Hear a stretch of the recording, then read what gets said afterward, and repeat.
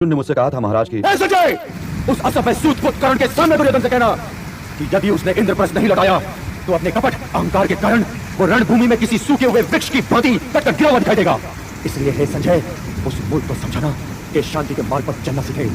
जब मेरे बाणों की वर्षा होगी तो अग्नि बसेगी और वो अग्नि कुरुसेना और सेनापतियों की जैसे ग्रीष्म ऋतु सूखी हुई घास को जलाकर राख कर देती है। सारथी, मेरे धैर्य का कोष रिक्त हो चुका है। गदा से काम लेने की सोच रहा हूँ।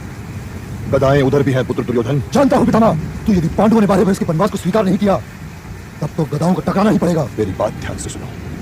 तुमने धर्म और अर्थ दोनों ही से अपना नाता तोड़ दिया और अब भी यदि तुमने अपनी आंखें नहीं खोली तो समझ लो पुत्र कि अपने महारथियों के शव देखना तुम्हारी नियति बन चुकी है। तुम केवल 3 व्यक्तियों की ही बातें सुनते हो।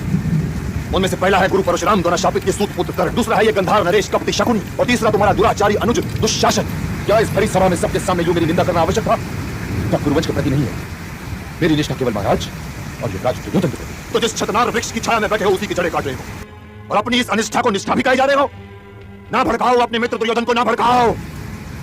तुम हो ही क्या और हम सब मिलकर भी अर्जुन का सामना नहीं कर सकते।